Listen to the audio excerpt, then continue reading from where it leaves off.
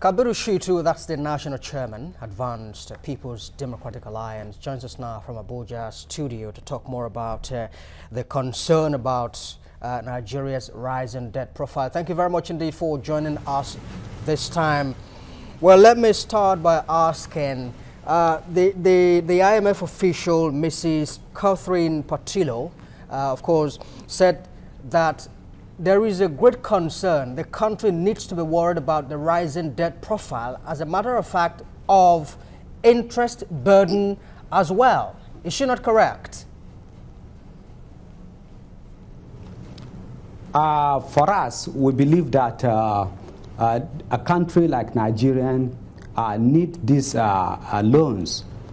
There's nothing wrong in taking these loans, but in the implementation of the loan is where we are concerned. We can, even the developed economy are borrowing every day. We know the debt portfolio of US to China. So borrowing, I think, is not the matter. Implementing the utilization of this fund is what matters to us. We want to urge the government, because if we are talking of borrowing for hydropower, there's no development without electricity. There's no way our industries will work if we don't have electricity. No matter what we borrow to pump into the generation of electricity, I think it is a welcoming development.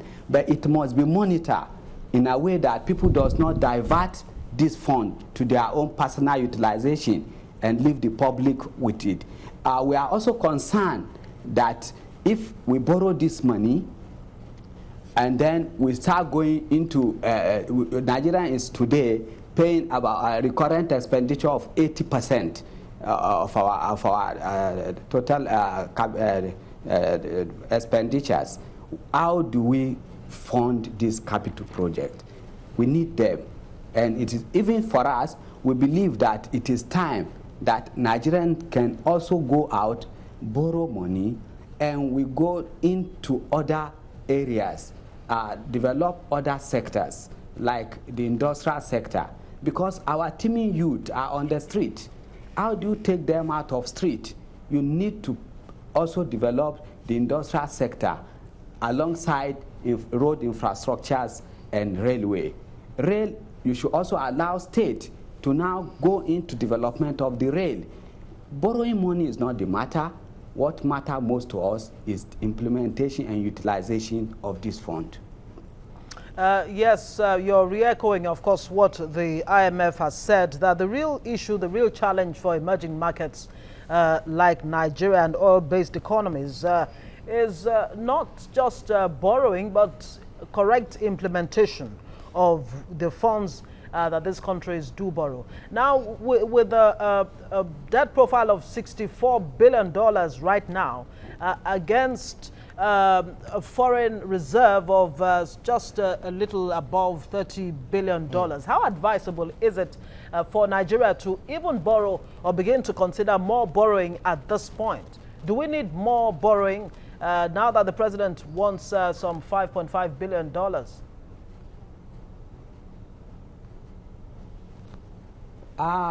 You see, there's no economy in the world that doesn't take, it's just like in your house.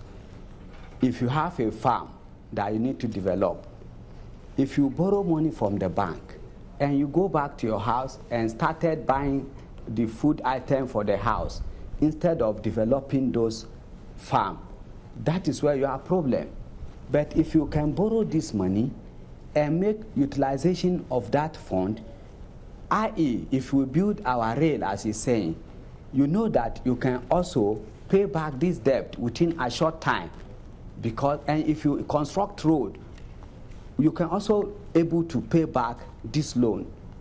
But our concern is that even if we borrow as a nation, where Nigerians are concerned, is that people pocket this money. They siphon this money to their personal use. That is the only concern, and that is where we must now take measure. The government must now look and take measure on how these funds will not be diverted to personal utilization of people that are in power. There must be a measure. And if IMF are talking like this, we knew how they have ruined the economy of other countries. Must Nigeria not go back and look inward on how we can develop our own infrastructure on our way? Must we depend on IMF advice? Which country has other countries helped to develop?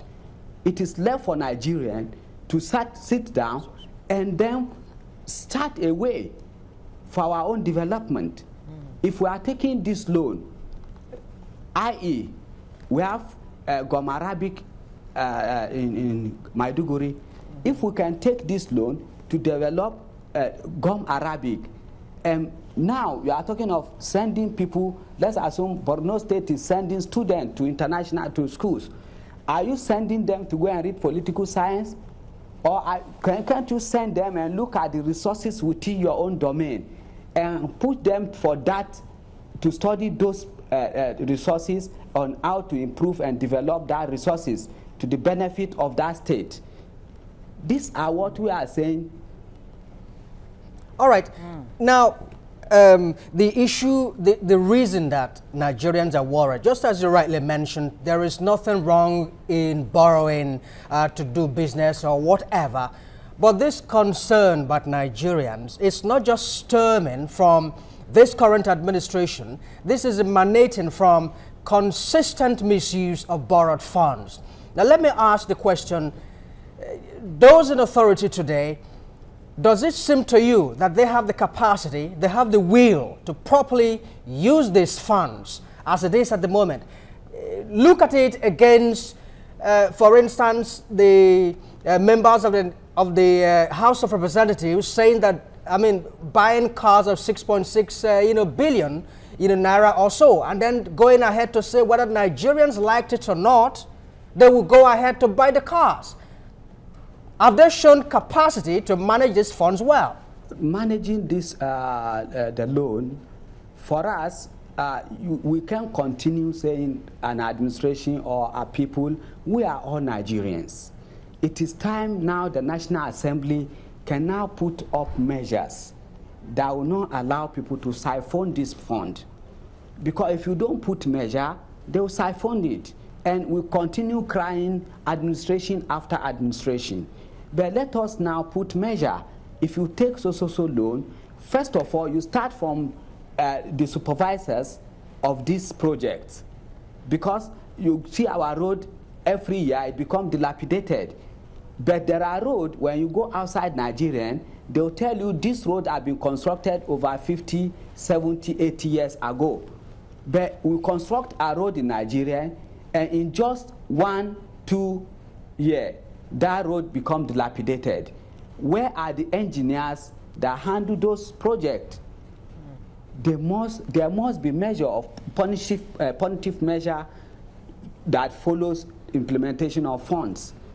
If you are putting up rail lines, where are the rail lines? Are we talking of the obsolete equipment that they will go and bring in from other countries and then dump it in Nigeria in the name of building rail lines? These are what we are saying, that you must put, as a country, we cannot just complain. National Assembly has duty to put up measures. If we take this money and you say you are taking it to Mambila Hydro, that money must be taken to Mambila Hydro, and then those engineers that will supervise that Mambila Hydro must also know that if this Mambila Hydro does not work, in so year, you can be called back and be punished. Until we start that. Unfortunately, that doesn't seem to... complaining. Let me quickly jump in. That doesn't seem to be the case in many instances. Now, the IMF too has expressed concern that this high debt profile may just make nonsense of the economic recovery and growth plan and plans by the government to create employment and all of that. So if we continue to borrow and it continues to go through the roof, what do you think? Do you even have the same concerns that the IMF has expressed about the ERGP and, of course, employment and other things?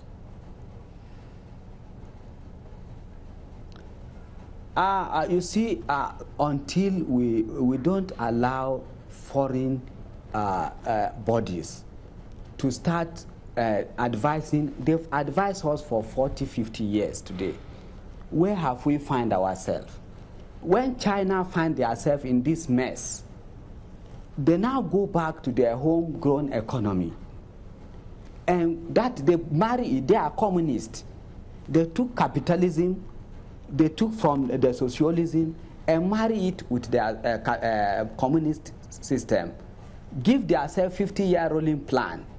Until Nigerians come back home, put up our economic team, look inwards, instead of taking advice from foreign bodies.